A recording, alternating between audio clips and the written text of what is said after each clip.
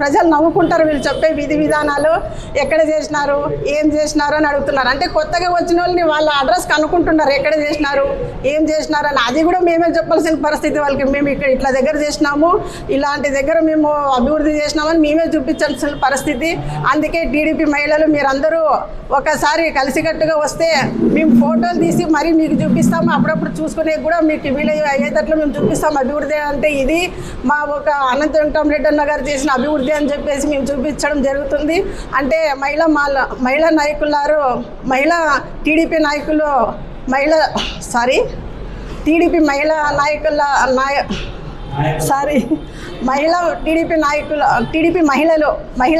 మహిళలు మీరు ఒకసారి గుర్తుంచుకోండి.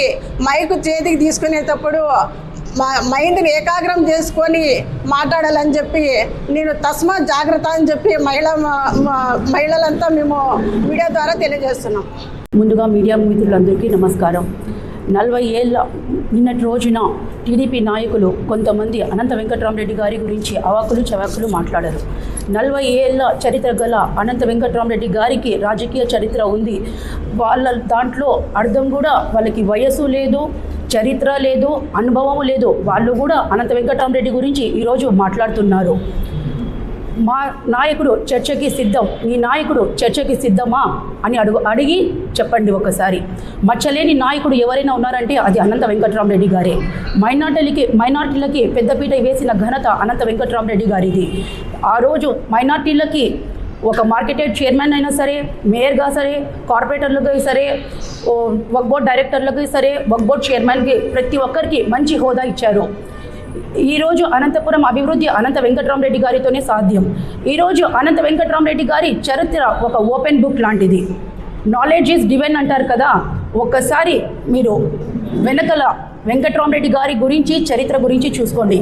ఒక మాట 2024 ఎలక్షన్ సమయంలో అనంత వెంకటరామరెడ్డి గారికి ఎమ్మెల్యే లాగా ఇచ్చారు, దగ్గుపాటి వెంకటప్రసాద్ గారికి ఎమ్మెల్యే లాగా కేటాయించారు.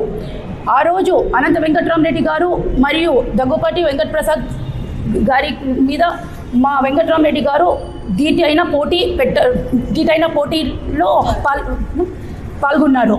ఆ రోజు ఆ సమయంలో టీడీపీ నాయకులే కొంతమంది దగ్గుపాటి వెంకటప్రసాద్ గారు వేరే ఊరు నుంచి వచ్చారు, తన మీద కేసులున్నాయి, తను అనంతపూర్కి కొత్తగా వచ్చినాడు, తనకి ఇవ్వకూడదు సీట్ అని చంద్రబాబు నాయుడు గారికి వాళ్ళు పోయి చెప్పారు. మరియు పార్టీ ఆఫీస్లో కొన్ని ధ్వంసం చేశారు, ర్యాలీలు చేశారు. దగ్గుపాటి వెంకటప్రసాద్ గారు ఎక్కడ క్యాన్వాసింగ్ చేశారో అక్కడంతా పోయి వాళ్ళు స్టాప్ చేశారు, ఇవ్వకూడదు సీట్ అని.